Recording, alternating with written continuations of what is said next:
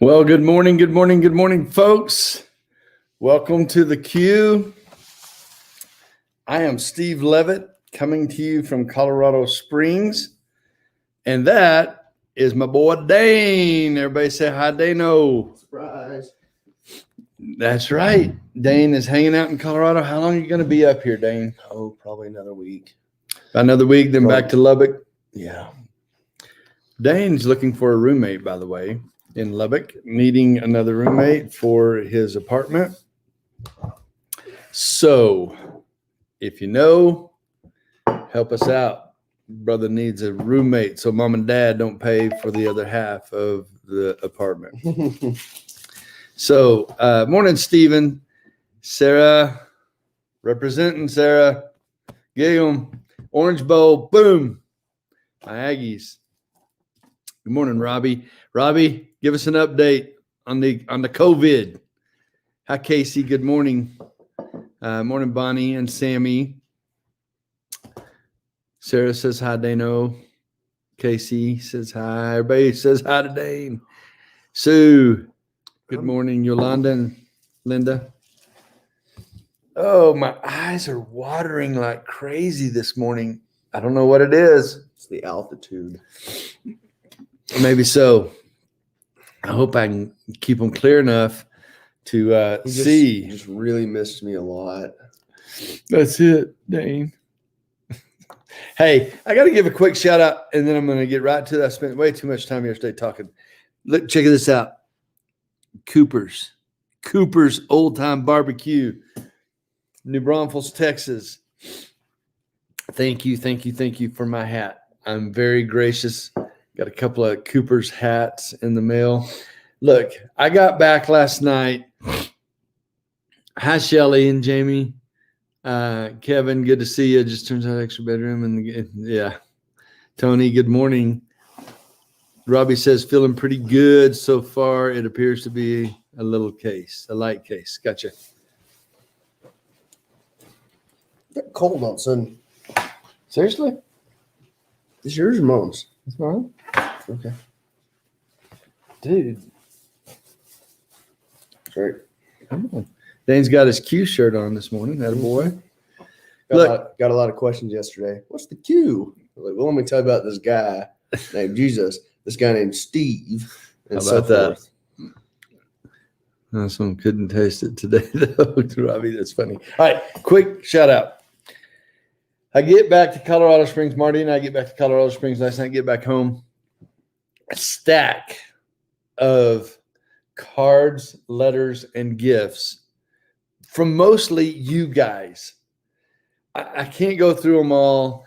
You guys sent so much stuff, Christmas cards, caps, gifts.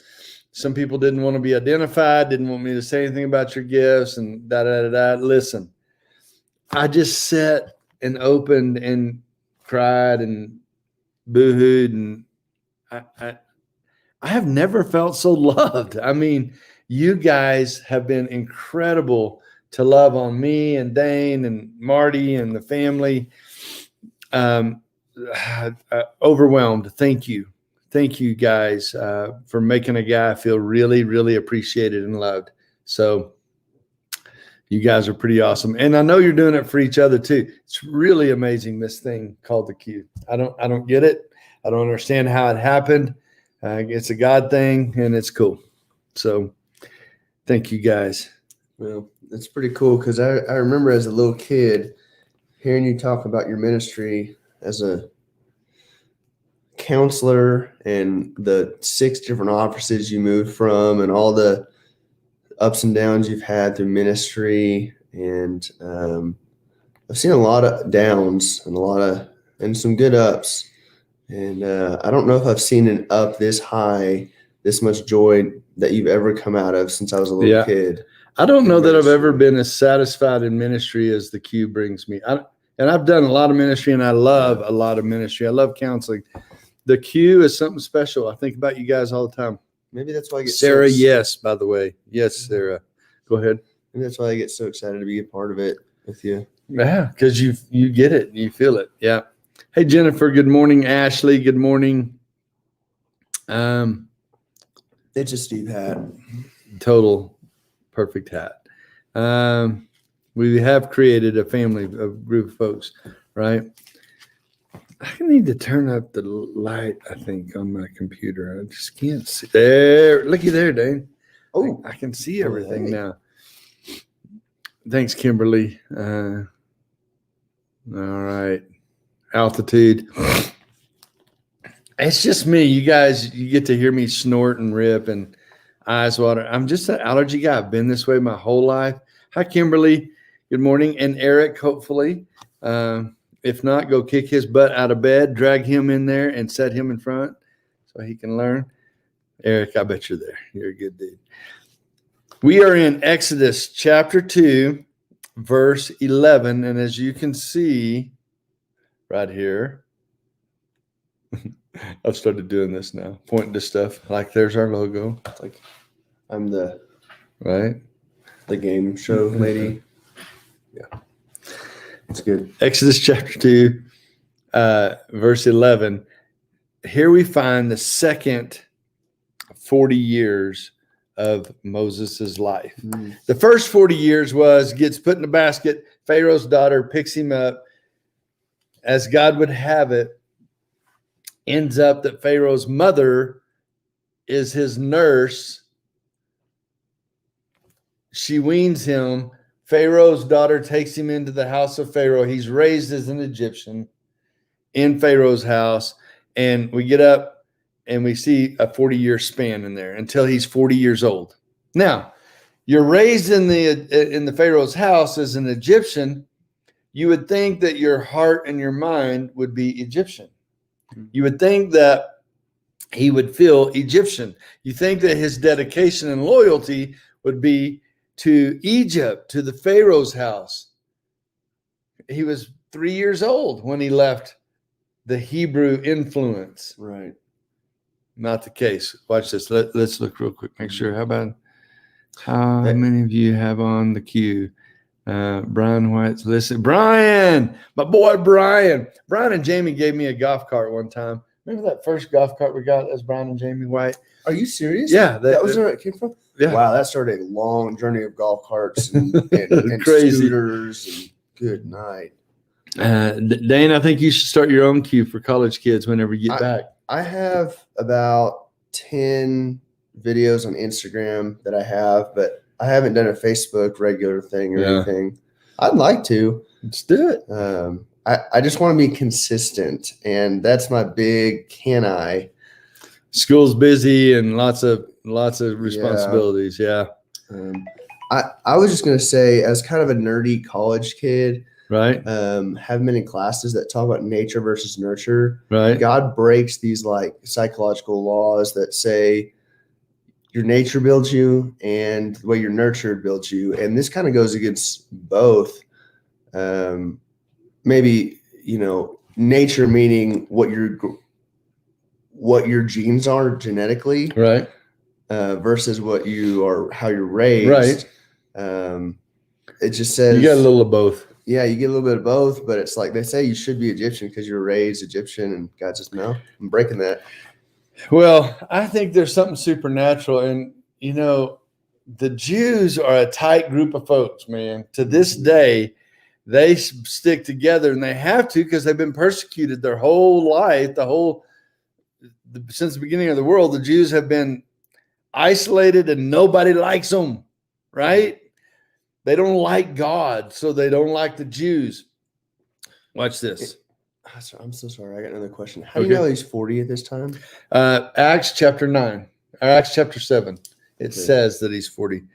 Well, and I always thought that was interesting because 7:23, Acts 7:23.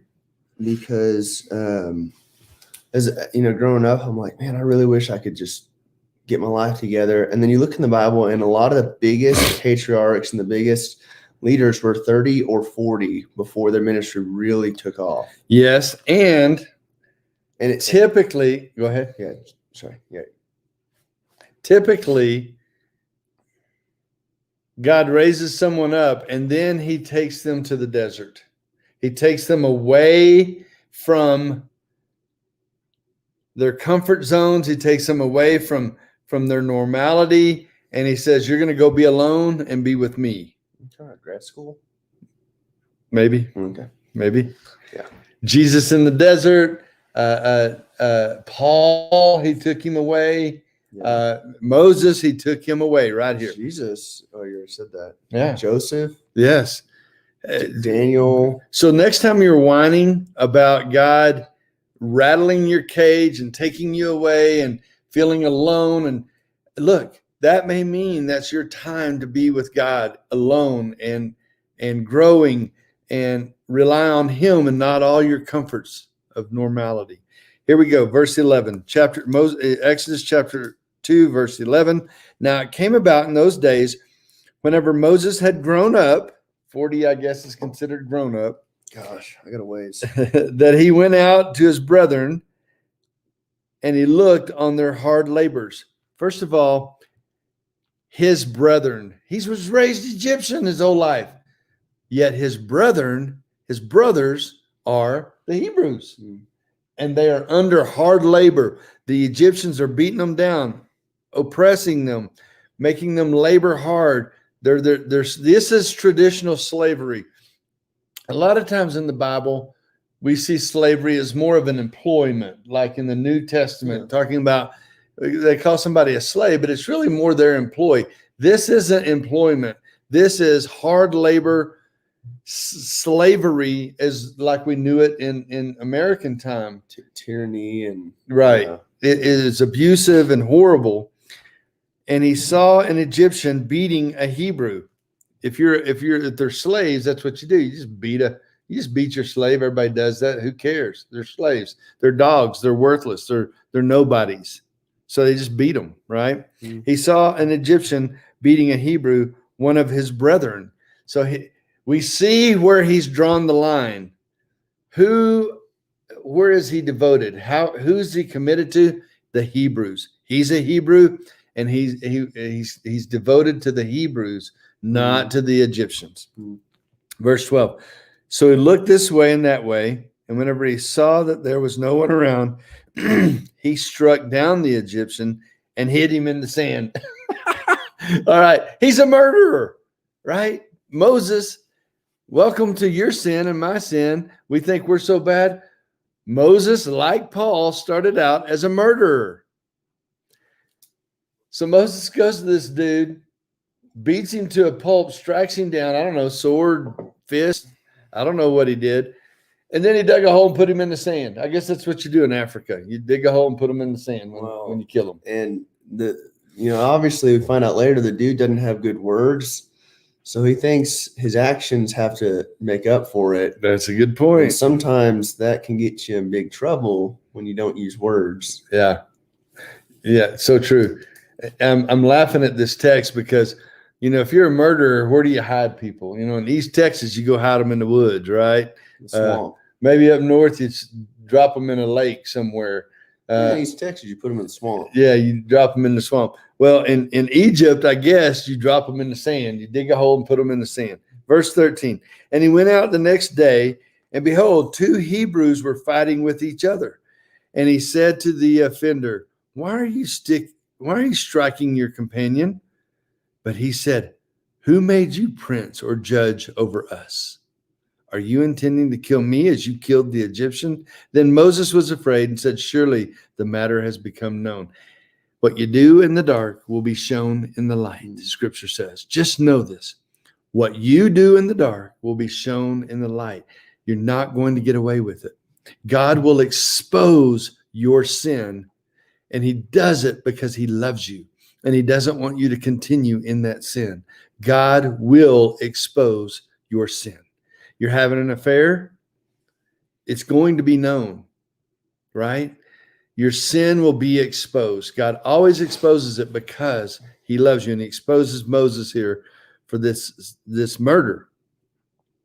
Verse 15, when Pharaoh heard about the matter, Pharaoh, his daddy, his stepdad, his adopted dad, when Pharaoh heard about it, he tried to kill him. He had him court-martialed and capital punishment. Yeah. He's going to be killed. If I find Moses, I'm going to kill him because he killed an Egyptian. So Moses fled from the presence of Pharaoh and settled in the land of Midian, and he sat down by a well. I guess that's what you do. God takes you to the desert, you sit down by a well. Here we find another well, right? Somebody saying hi, Yeah. Nikki. Yeah. So what do? We see this all the time. Why is Moses at a well in Midian? Well, he's probably thirsty. One thing. That's where you go. Guess what? That's where all the women go. All the women go to the well. That's where, right? Ooh. Yeah, baby Dane, you better find a well. So what church ministries sometimes call themselves the well? Maybe so. Pull the guys in. Yeah.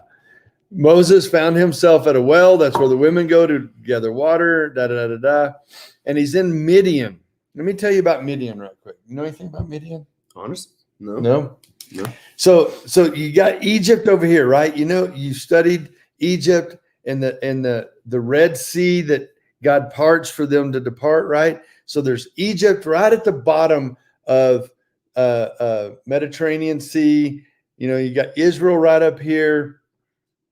And below Egypt is the whole continent of Africa. The whole continent of Africa is down below. Yeah, there you go. Dane's got a picture. You going to show that close? I don't know if that'll show up. A little bit closer. Yeah, let me show you. So Egypt here, Israel is right up here.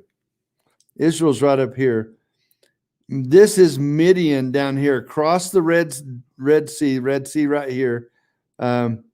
Midian's over here. Wow, that was was not a little marathon run. That was a long. It's a trip. it's across the desert and But the Midianites were descendants of Abraham.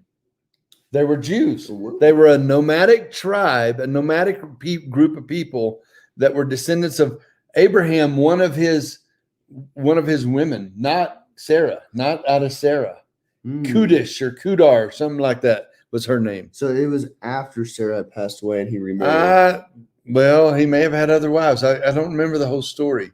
Okay. I'm not sure. I know he remarried after. Okay, well, there's probably that then. Well, I don't. But yeah, maybe I don't know. Kudar was her name. Kudar. It was Cooter. His wife Cooter.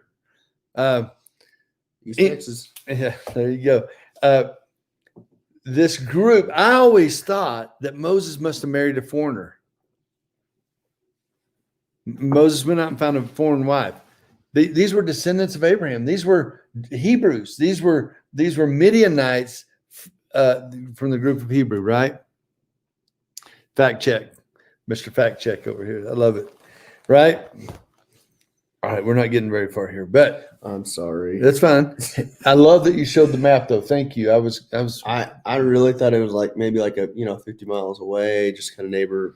That is a far distance. Yeah, it's pretty good distance, and it's like 150 miles, maybe 200. And it may have even been that he went through the desert where the Jews wandered for 40 years. I think this is the area, isn't it, where they wandered for 40 years? Yeah, there's Sinai right there. That's about right. Yeah, so he must have traveled through the desert that he was later going to take the Israelites through over to Midian, right? So he sits by a well. Now the priest of Midian, by the way, the priest of Midian's name is Jethro. That'll come back up later. The priest of Midian had 7 daughters. This is kind of a ruler or a priest there in Midian. Had 7 daughters, and they came to draw water. There you go. The women show up at the well. Remember how I told you ladies to find a husband? Water some camels. Remember that's how Jacob's wife, Rachel, they said, go find the woman that will water your camels and marry her. She'll be the grandmother of the whole nation of Israel, a servant. These things happen at the well. The Mary Magdalene, I think, is that the one that Jesus met at the well? Yeah. Right. Right. Some important things happen at the watering hole. Right. I don't mean go to the bar. Now the priest of the Midian had 7 daughters, and they came to draw water, and they filled the troughs to water their father's flock. Then the shepherds came and drove them away. These shepherds would come pick on these daughters. They'd maybe even abuse them, rape them. I don't know. But they were dangerous. This wasn't just, oh, go away, girls. This was nasty, no good dudes would come and abuse women. So they were always on the alert for nasty dudes. Yeah, this is kind of real oppression. Yeah, it's ugly. So they came to draw water, filled the troughs. Then the shepherds came, drove them away. But Moses, he stood up for them and helped them. He didn't even know them. Maybe they were hot. I don't know. Maybe he was just a man of integrity. That's probably one of the coolest, like, I don't know if you notice, every time I hear "but" in the Bible, you just like, you got to get excited because every time there's comma, but something good's going to happen. Something cool. I love it. That's so true. But Moses stood up and helped them and watered their flock. He didn't just help them. He served them. You don't serve women. Women serve men. Moses was a servant. He served these women. He took care of them. I got a psychological note here. When you think of Moses, what all from the stories, kind of what does your mind think, Dane? Like, what is the personality of Moses? Kind of a stoic, grumpy old man that like is like a rule follower and just kind of hard. Yeah. I almost picture him kind of insecure. You know, he told God, I don't want to, I can't tell the Pharaoh anything. I can't speak, you know. That's what I'm saying. Like he's insecure. So kind of as a hard, right. You know, what we know about Moses being raised as an Egyptian in the first 40 years, he sees an Egyptian messing with the Hebrew. He just goes and kills him. He's an aggressive guy. Yeah. Moses, the shepherds mess around. Moses bows up. Probably an internalizer. I'll jack you up. You know. Yeah. He's aggressive. He's very physically aggressive coming out of the Pharaoh's house. This is not how Moses stays. This is not the Moses that's standing before God and God asking him to go tell the Pharaoh to let them go. Let my people go. There's a song for you. So he kind of relies on his own strength from his first. Up until this point. Yeah. Until God breaks him and takes him to the desert. There's where I'm going with this. Has God broke you yet? Have you had your desert yet? Has God humbled you and have you come to that place yet where you're done with your own ability to manage your world? That I had a friend, remember Jacob Stevens? Yeah. I remember in high school, my senior year. Great kid. Probably the most noble, upstanding man that I've known and I knew in high school following the Lord. Mm-hmm. He pushed me to do some really incredible stuff that I'll forever remember. One day I remember we were talking in the hallways and he said, Dane, I don't remember how we got on this. He goes, every Christian has at least one great rebellion in their life. And I haven't had mine yet, but I know it's coming one day. And I thought, silly boy. You're such a great guy. I was like, there's no way. Like, why don't we just be consistent our whole lives? Mm-hmm. That sounds kind of boring. I mean, I don't want to force myself to have a rebellion or a hard time, but he was onto something. And I've never forgotten that day. And I don't know why. I think we were wearing the same shoes, shirt, and pants that day or something. Right. I don't know. The Great Rebellion, I think, for Moses, and I think why I bring this out is because I see a lot of godly people who think they need to use aggression to get what they want.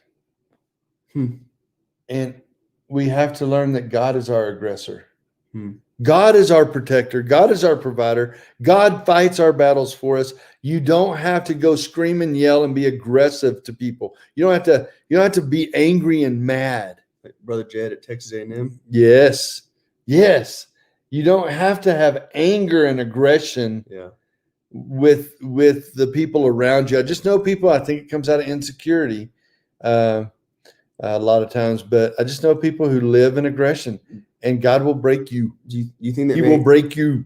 You think that may come from saying, hey, you know, you have so many years of saying, I got this together, my life's been consistent, and yet I haven't seen as much change as I need to. Therefore, I need to make things happen. I need to take control more aggressively. Absolutely. I need to be in control. Yeah. I need to control. I need to force. I'm going to go storm the Capitol and break some windows because I'm mad. I'm going to use aggression. Don't you think God's big enough to do what God uses kings as puppets? Yeah. God's big enough to do what he wants to do with our country. You don't have to storm the Capitol. You can stand up and speak your mind and vote and do what you need to do. Don't go storm the Capitol. That's Antifa stuff. You know, that don't get me started.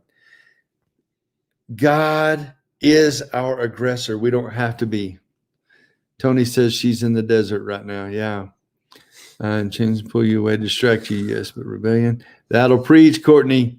So I need to control my mama bear, Sarah. Yes, you do. You certainly do. All you need is to be humble. Anger is not worth it. God is in control. Oh, man, I spent 2 years being angry, screaming and fighting my way through life. 2x4s are rough. Yep. Oh, dude, I hate a good 2x4. Hit you upside the head with a 2x4. Narcissistic men, they don't change until they get hit in the head with 2x4. Yeah. Right? Yeah. Angry, bitter women, they don't change till God hits you with 2x4. I think that Moses was an aggressive guy. Let's get on through the text here. If y'all don't mind, we're going to go on a little bit longer. It's Saturday morning. Everybody's just chilling this morning. Got your coffee. We're going to go on a little bit longer if y'all are okay with that. So he filled their tanks, filled their water troughs. He fed their flocks. Then the shepherds came and helped them and watered their flocks. Verse 18. Whenever they came to Reu, how would you say that word? That's great. Reu. That's Reu. Rael. Their father, this was their dad. We already found out that he was the priest of Midian. His actual name was Jethro, but they call him Reu here. Whenever you have come back, why have you come back so soon today? So they said to him, an Egyptian. They called him an Egyptian. I'm sure he was dressed in Egyptian garb. Yeah. Maybe piercings or tattoos. I don't know. Somehow they identified him as an Egyptian. I'm sure he had to look Hebrew. I'm sure if he's fleeing, he's going to use the Egyptian title to kind of get what he needs to. So he's probably holding on to that to get what he needs to. There you go, Dano. Smart insight. He's probably much safer traveling as an Egyptian than a Hebrew. Although this is a Hebrew region. I don't know. I don't know if he told them that or if they just assumed it. It's amazing what we can get people to believe about us, about what we tell them or how we dress or how we look. We can put on a lot of faces and put on a lot of fronts that are opposed to who we really are. It's true. I could preach on that one for a while, right? So they said an Egyptian delivered us from the hands of the shepherd. And what is more, he even drew the water for us and watered our flocks. You don't think that caused a stir? Yeah, it did. Watch this, verse 20. And he said to his daughters, where is he then? Why is it that you left this man behind? What are you thinking, girls? What are you thinking? He protected you. He served you. Where is the dude? Of course you should have him with you. Of course you should bring him into the house. Why is it that you left this man behind? Invite him in. Give him something to eat. Feed that brother, right? Feed him. And Moses was willing to dwell with this man. So much so that this man gave him his daughter Zipporah to Moses. There's a wife, a Jewish wife, a Hebrew wife. He gave him his daughter. Then she gave birth to a son named Gershom. Gershom. That's French, I think. It must be Gershom. And he said, I have been a sojourner in a foreign land. For he said, I believe that's what Gershom means, foreigner. Now it came about that in the course of those many days that the king of Egypt died. But before I go on to that, Ta-da! Did you know that Moses is married, has a kid, actually has another kid later, 2 kids, Moses and kids. I've always wondered, or as I was reading this, That's I was what humbled wondering. him. That was the change. That was the desert, right? Yeah. Ouch, Dano. That's really funny. You'll catch a little grief there, probably. I've always wondered about this, though. All the stories, everything we're going to hear about the rest of Moses after this 40 years have nothing to do with wife and kids. It's just Moses on his own. I don't think there's any mention of Moses' wife and kids. I don't, and maybe we're even going to find out, did he leave them there and go back? Maybe he did. We'll see. I don't remember. But you would think that what God does is with the patriarchs anyways, whenever you have a kid, this is the kid that's going to carry on your line. This is my boy, and he's going to carry it on. Someday he'll be the Q, right? This is my boy. I hope so. That's not really what happened here. We don't hear about Moses passing the torch on to his son. Moses passes the torch on to Joshua. I wonder if that got to his son, or son was just kind of like, okay. Yeah, I don't know. Just keep that in a mental note, because we'll look at that as we go along. I really don't remember the story, to be honest. So we'll see how that goes. So it came about that the Pharaoh that hated Moses because his stepdaddy, and wanted to kill him, he died. And the sons of Israel sighed because of the bondage, and they cried out, and they were crying. They were under bondage. They were being beat down. They were being enslaved, whipped and beat up and miserable. And they finally cry out. 400 years in bondage, 400 years in Egypt, 400 years. And they finally cry out to God. And they cried out, and their cries for help because of their bondage rose up to God. So God heard their groaning, and God remembered his covenant with Abraham, Isaac, and Jacob. And God saw the sons of Israel, and God took notice of them. This isn't, by the way, that God forgot about them. Whenever it says that God remembered them, that doesn't mean that God had forgot about them. That's not what that means. It means that he now is ready to take action with them. He remembered them, meaning he's now ready to take action with them. Here's my takeaway from that little passage right there. They cried out to God. How many times have you spent 2 weeks of anxiety, stress, worry, fear,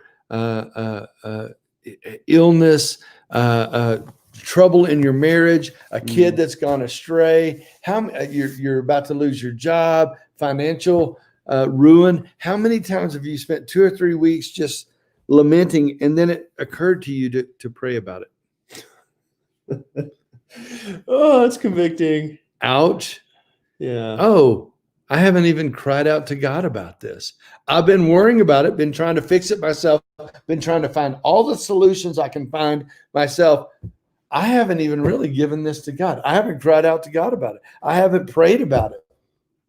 Ding, ding, ding, ding, ding, ding. Winner, winner, chicken dinner. Well, you know what the funniest thing, when I was a kid, I had some older men in my life that were vulnerable and talked about like strong leaders, like that were over me. And I remember them saying how they had those times, and that vulnerability has blessed me more. I feel less guilty because I realized that is a normal Christian struggle. I don't care how good they look on the pulpit, on the screen, on Instagram, on, whatever.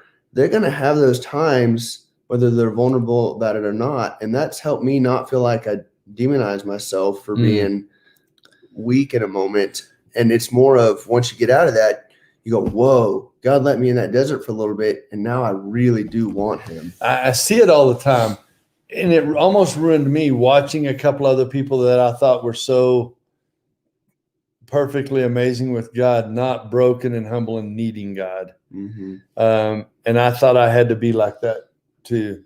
My reminder and my takeaway is, come on, quit trying to fix it yourself. Quit using your own aggression to try to solve your problems. Quit using your anger, your manipulation. Quit using your victimization. Quit using all these tools trying to get what you want. Give it to God. Cry out to God. The Israel's finally cried out to God. And you better hang on, because whenever God says, and God heard their cry, he's fixing to open a big old can of whoop you know what out. God's fixing to open a can of whoop butt. And I just love that he says he heard their cry. It's been 400 years. He heard their cry. But the coolest part to me is that he had already heard their cry 400 years before they were even enslaved. And he'd already set up Moses 40 years before. The covenant's already made. Yeah. Right. Yeah, the covenant's already made, and God already has a plan. He needed them to get to the place where they cried out. Yeah, and it says he heard it. It didn't say heard it that instant. He had heard it a long, long time ago. He knew what he was doing. Absolutely. And I think he needed them to get to a certain place. And you can be whining about your circumstances right now, but he may be needing you to get to a certain place where he's ready to act. Good deal. By the way, this scene shifted from Moses, Midianite, hot wife, kids. She may have been homely and ugly. I don't know, but I don't think so. I think all biblical characters are beautiful, probably. So, anyway, Moses, wife, kids, and then all of a sudden the scene shifted back to Egypt and the Hebrews. And they're crying out, and the Pharaoh dies, new Pharaoh comes in, they're crying out. And then I think this is like the big scene where God says, all right, time to act. Now let's get it on. Let's go. And that's what we're about to watch happen. We'll start tomorrow with we'll have a good old Sunday morning preaching tomorrow morning. And God's fixing to get it on. Let's go, dude. And some things are about to happen. So pretty exciting. Questions or comments? I'm going to actually read questions and comments now, if that's all right. Dano, I got to get close because I got terrible eyes. You're not alone in this, sister. Probably got in late on that conversation. Ashley's takeaway: quit stirring your own pot. Let God fix it before you serve it.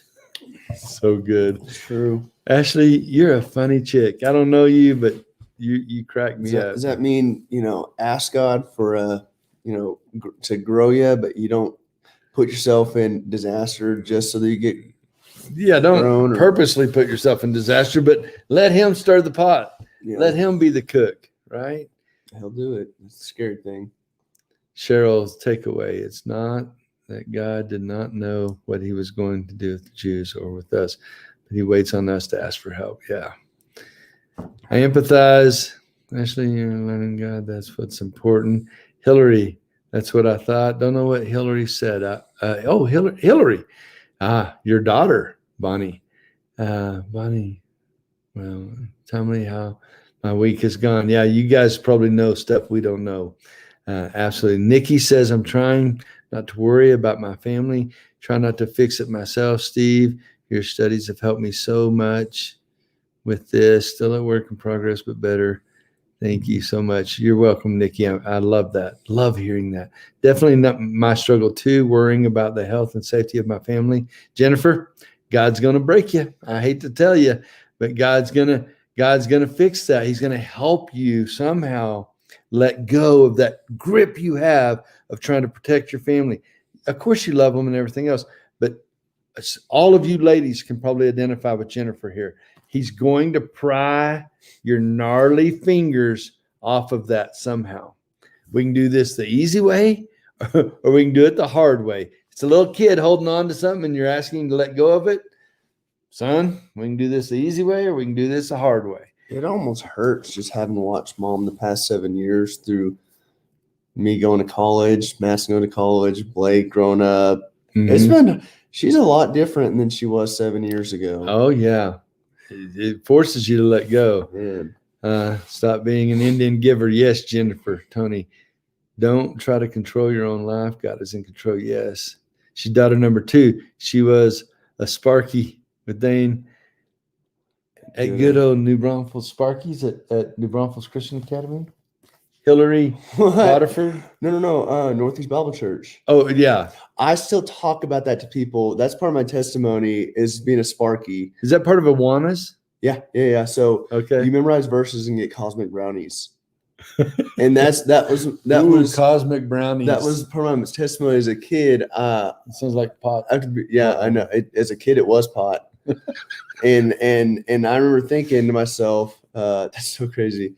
Oh my gosh, I got to memorize verses and I got to do these things and I got to be a you wear the little Christian. jacket. Yeah, and then you get jewels for whatever. And I thought that's you get rewards for being good. And that was what Christianity was. Apparently, Hillary was with you. So how cool is that? That's funny. Thank you, Bonnie, for sharing that, Jennifer. Yeah, white knuckles, Jennifer. I know, honey. It's hard. We worry and we fear, and our brain tells us to keep working on it, Jennifer. You're going to get there. What he learned the first 3 years of life influenced the rest of his life. I don't know if you're talking about Moses. Yeah. I cannot emphasize enough in psychology the first 5-6 years of life. Yeah. It really sets the course for the next 60 years of life. Yeah. Parent well those early years. God's in control. Yes, Awanas. I was a leader. Bonnie. Yes, we did NBBC. Awanas. Yep. Yeah. Sally Dane, you're funny. He is funny. Dane. I can't. Dad was. It was jokes on jokes as a kid, first 3 years. So that's probably why. Yeah. You set me up. Apple doesn't fall far for sure. I'm typing something long, so hang on. Sarah says, "No, Sarah, we're praying and we're out of here. Sorry." Types faster. That's so funny. No, okay. Oh no, kidding. I missed the oh no kidding. What do you know what she was talking about? Oh no kidding. Mm-hmm. All right. Well, Sarah's typing. I am going to go ahead and pray for us right quick. And then we'll see what Sarah has to tell us. Lord, thank you for our time today. Thank you for loving us. Thank you, Lord, for stories like Moses that teach us to not use our own aggression, anger, manipulation, victimization. Lord, help us to remember not to use those to get what we want, Lord, that we would trust you and allow you to be in control. Father, and I thank you that you hear our cries. And I pray for those who are scared right now, hurting right now, fearful right now. I pray, Lord, that, Lord, you are in control and we're not, that we could release our fears and worries to you, let go of them and trust them with you. Mostly, Lord, be able to accept the worst case scenario, Lord, that you're big enough to walk us through whatever it is we're afraid of. We don't have to wait for you to fix it. We can actually accept it if it were to happen, Lord. So help us to trust and really surrender to you daily. For it's in Christ's name we pray. Amen. All right. Yes, and Ashley, did I see earlier, Ashley, you got to get a thyroid test. Could be cancerous, could be thyroid issues. We'll be praying for you, Ashley, for sure. Got a search and rescue training. Yeah, Jennifer, go get them. Brett's uncle. Yeah. So sorry to hear that, Catsy, for sure. We went through it. Marty found out she had some little kid she's working with on her lap, had COVID. Handling this little kid 3 days ago. We're all just going to be exposed. We've all been exposed. Whether or not God allows you to have it or not is the question. Because we've all been exposed and most of us are going to get it. All right. Sarah says, I feel Jennifer Feinstein as a mama. I feel so guilty, not doing anything, not going to bat for my kids or loved ones. I think this is when ending everything comes into play. I back off, put my trust in God, and then there's no hurting. So then I take back my own control, try to fix immediately. Yeah, it makes perfect sense. Yeah. Here's my solution. Don't be the aggressor and don't react huge. Defend yourself. Defend your loved ones if you need to. Do what you have to do to defend and protect and speak up when you need to. But don't be the loudmouth, always acting bossy and wanting to control everything around you. You don't have to you don't have to control stuff as much as you can. Control my little environment right here, and that's fine. But you don't have to control the whole world. I get it, Sarah, and that's Mama Bear. That's the way you guys are. Robbie says, "Amen." Good message. So much I needed to hear. Yeah, brother. Yolanda, Yolanda, praying for your family. Yolanda sent me a beautiful card. Thank you so much. Awesome message. Thank you both. You bet. Yes, once for life, I got peace about it all. Not stressed one bit. Yeah. Let us know as soon as you know, Ashley. For sure. Great message. See, thank you. Great to see you. Dano. Sarah, I could preach it all day on that girl. Yeah, you could preach all day on that. Yeah. It's okay to defend. Yes, Sarah. Absolutely. Dude, you come in my house trying to steal my family, I'll kill you. I'm going to shoot you between the eyes with my 9mm pistol. Yeah, don't do that. I'm going to do it. Well, if somebody comes in my house and that's right. I'll defend and I'll speak my mind and I'll say what I'm going to do. But don't look for a fight. Don't go out looking for it, and don't go out being so insecure and fearful that everything has to be a fight. Yeah. Defend whenever you have to, last case scenario. For the most part, live at peace. Trust God. Difficult little things are going to happen. Romans 12. I got to get the verse, but Paul says, if at all possible, my brethren, live at peace with everyone. All men. Amen. I remember my mama. All men. This guy was being mean to my brother and I as we were trying to change a tire at the elevator in Wildwood, Texas. My mama drives up there, starts having an argument with the guy. He's out being mean to us about it. And she goes back to the car, gets a tire iron, and starts walking back towards the guy with the tire iron. That's my mama. D. Richards on here. And my brother and I are like, Mom, really? It's a flat tire, and she would just go nuts in self-protection. We had to back her down a lot. She's kind of proud of that. I fuss at her about that. You don't have to defend that way. He wasn't going to hurt us. We weren't in danger. You don't have to defend that way. We all can overreact. Just chill. It's okay to defend. Yes, stellar interpretation of that passage. Very challenging for me. Thank you, guys. Yeah, Peter. Guys, if y'all don't know Peter Falcone, everybody should know him. That guy is, I just can't get into it, but that guy is stellar right there. Peter, thank you for your encouragement towards me about stellar passage. But, man, I just got big love for you, Peter, and I don't even really know you, but it's cool. Let's meet. We talked yesterday about taking an Israel trip. Yes. They were wanting to do a mission trip. I think we ought to all get together and go to Israel and get a guided Israel tour and do a Holy Lands tour. And we could preach at each place about whatever. It'd be really cool. It's incredible. Dane's been there. What did we say? 2 months? Yeah, spent 2 months in Israel. It was a month, but 1 month, golly, felt like a lifetime. Sarah's struggling with something. Sarah, text me. I'll be glad to talk you through it. How do I turn my mama bear off? You trust God, and you let your daughters defend as much as they can, for sure. I don't know how to tell you that, though. I mean, that's hard. Come on, I can't. I would definitely be sore this day from laughing. I've got some specific cases trying to protect my teenagers considering legal.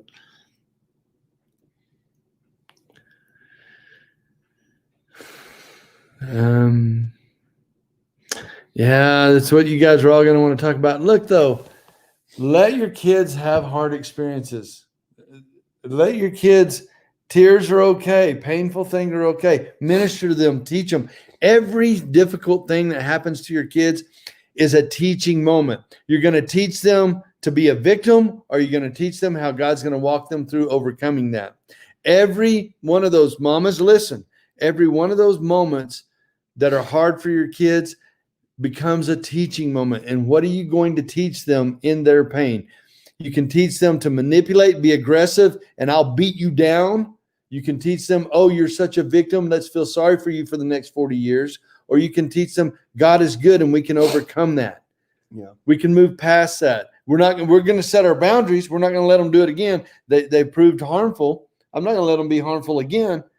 But all right, let's move past it. And that's an old school way a little bit. Suck it up. We're going to move past this. I know there's circumstances, but got to be careful what you do in those teaching moments.